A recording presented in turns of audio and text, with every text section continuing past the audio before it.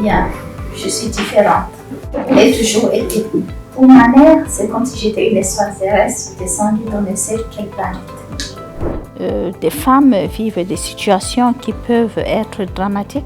Dans ce roman, le mariage précoce et forcé, les violences conjugales, le viol conjugal, les violences physiques, psychologiques, la polygamie comme violence morale. Mais à la fin, le pouvoir de résilience de ces femmes-là est tellement fort qu'elles arrivent quand même à s'en sortir et à refuser ce conseil principal qui leur est donné, celui d'être patiente. Et c'est tout simplement des femmes impatientes qui refusent de se résigner. Donc je suis Djaïli Amadou Amal, écrivaine camerounaise, et j'écris beaucoup sur la condition des femmes dans le Sahel, mais également sur des sujets plus universels comme les violences faites aux femmes, comme la polygamie. Et le travail que je fais essentiellement sur le terrain, c'est un travail sur l'éducation et le développement. Et donc sur le plan de l'éducation, eh bien, il s'agit d'encourager les jeunes à continuer leurs études, à obtenir des diplômes, à s'ouvrir sur le monde, à découvrir et à être audacieux, etc.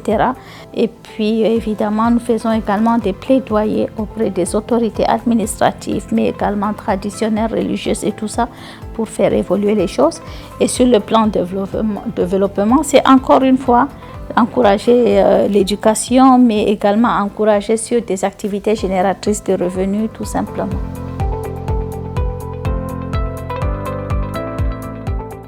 Eh bien, le premier, je devais avoir dans les 8-9 ans. Et je venais de découvrir mon premier livre. Et à ma grande surprise, en fait, il pouvait y avoir des livres qui racontent des histoires comme des contes et qui ne sont pas forcément des manuels scolaires. Dans une ville où il n'y avait pas de bibliothèque, pas de librairie, rien. La seule petite bibliothèque qu'il y avait, c'était à l'église catholique. Sauf que je suis musulmane.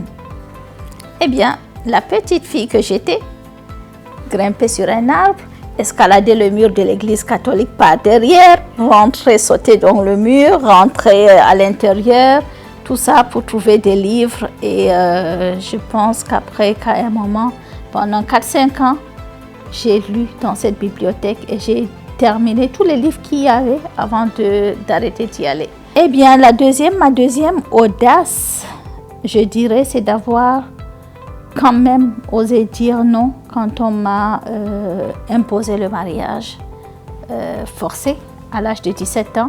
Même si ça n'a pas marché, au moins ça avait le mérite d'être clair. La troisième audace, c'était d'écrire, évidemment. Écrire pour m'en sortir, mais également écrire pour pouvoir me sauver et sauver mes filles.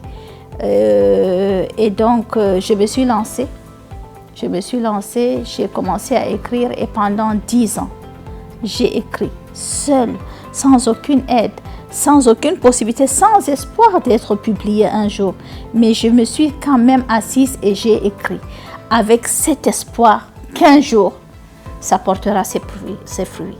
La quatrième audace que j'ai eue, eh bien, c'est tout simplement d'avoir osé prendre un manuscrit, le donner à une maison d'édition, le publier, rentrer chez moi et dire je rentre avec ça, un livre pour vous dire non seulement ce que moi je pense, ce que moi je ressens, mais finalement ce que toutes les femmes ressentent.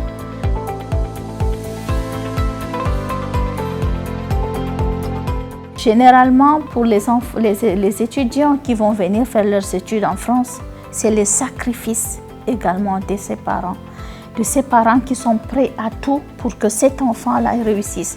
On veut lui donner le meilleur, on veut qu'il découvre le monde, on veut qu'il ait les meilleurs diplômes, qu'il ait la meilleure formation, qu'il puisse avoir un très bon départ dans la vie. Un départ que nous n'avons pas eu forcément, ou bien que nous avons eu et qu'on aimerait restituer.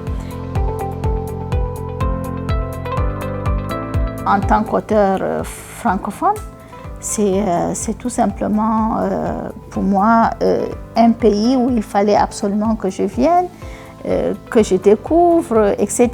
Un pays que j'ai l'impression de connaître parce que j'ai étudié quand même aussi la littérature française à l'école, déjà dès le plus jeune âge, je parle la langue, etc.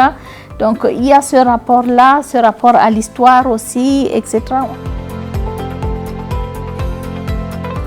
Ma mère est égyptienne, mon père camerounais, et pendant toute mon enfance, en fait, j'ai été baignée dans les deux cultures et donc j'ai également eu cette chance de pouvoir voyager, aller en Égypte, rencontrer la famille de ma mère, découvrir cette culture tellement, totalement différente de ma culture Peul et de ce que je vivais. À chaque fois que je voyage, même si c'est pour travailler, ça reste tout de même un plaisir puisque c'est l'opportunité justement de faire quelque chose de totalement différent.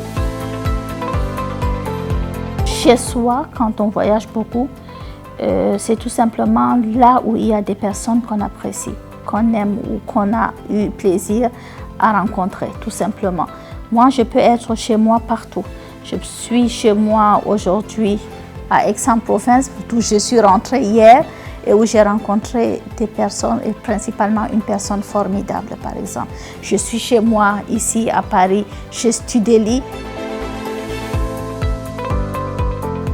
Aux étudiants, je dirais voyager, profiter, étudier et puis surtout découvrez l'autre, enrichissez-vous de vos voyages, enrichissez-vous de l'expérience que vous allez acquérir et surtout profitez-en à fond. Osez votre avenir, comme dirait Studeli. Si j'ai aussi un dernier mot pour les parents, eh bien c'est que l'éducation de votre enfant n'a pas de prix. C'est le meilleur investissement que vous pouvez faire. Et aux deux, c'est tout simplement qu'une action sans vision, c'est important.